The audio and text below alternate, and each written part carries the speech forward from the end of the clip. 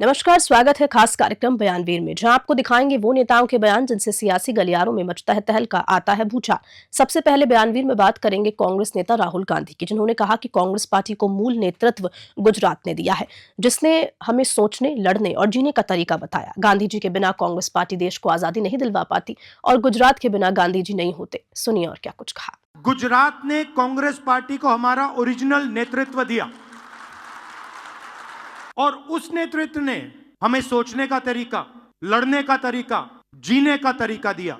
30 साल हो गए, हम यहां सरकार में नहीं हैं और जब भी मैं आता हूं तो डिस्कशन 2017, 2012, 2007, 2022, 2027, मगर सवाल चुनाव का नहीं।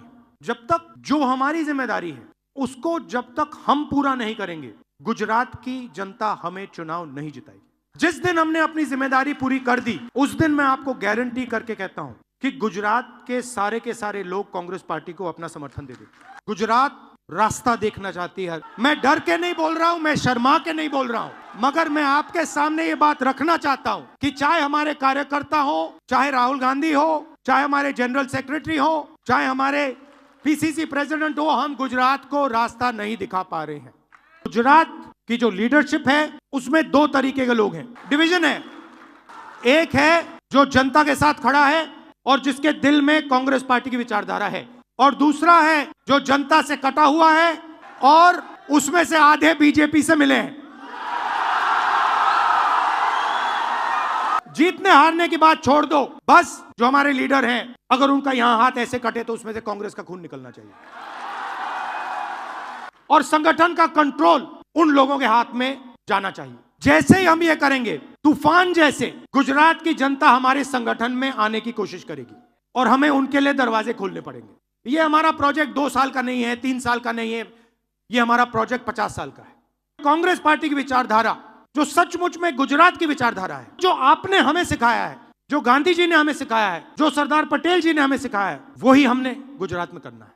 हमारे नेताओं को, और मैं इसमें अपने आप को भी जोड़ रहा हूं, हमारे नेताओं को गुजरात की जनता के बीच में, घर में जाना पड़ेगा, उनकी आवाज सुननी पड़ेगी। आप हमसे चाहते क्या हो, हम आपके लिए क्या कर सकते हैं, हम आपकी शिक्षा के लिए, स्वास्थ्य के लिए, बिजनेस के लिए, भविष्य के लिए क्या कर सकते हैं, बताइए। और अब बयानवीर में बात करेंगे कांग्रेस प्रवक्ता अलका लांबा की, जिन्होंने कहा भारत में डबल इंजन की सरकार के बावजूद भी कुछ नहीं हो रहा, लड़कियों के साथ अत्याचार हो रहे हैं, बीजेपी नेता खुद इन कामों में लिप्त होते हैं। सुनिए आप भी।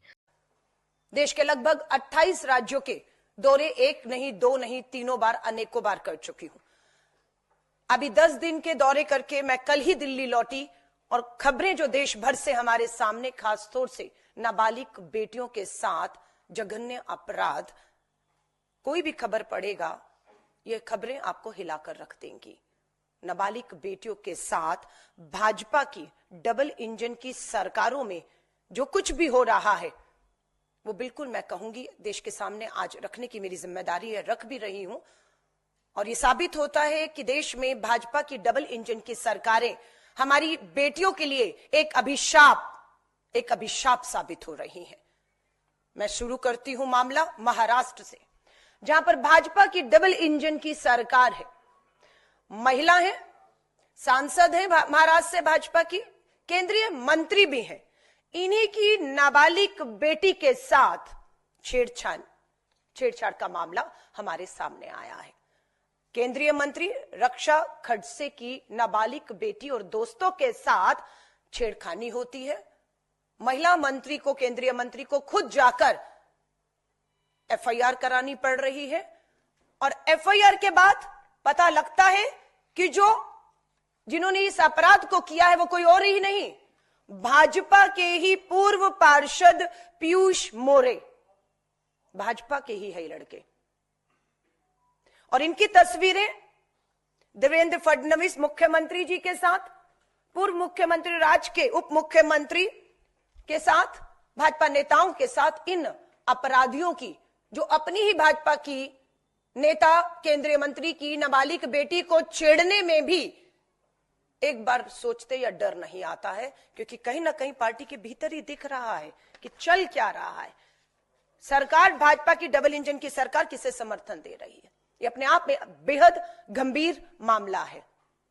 मुझे लगता है बिल्कुल केंद्रीय मंत्री हैं, महिला हैं, रक्षा खर्च से अगर उन्हें न्याय नहीं मिलता तो उन्हें प्रोटेस्ट के तहत इस्तीफा देकर सरकार से बाहर आकर बेटी अपनी ही नहीं दूसरी बेटियों जिनका जिक्र मैं करने वाली हूं उनकी लड़ाई को लड़ना होगा। और इसी बयान के साथ बयानवीर में इतना ही। नमस्कार।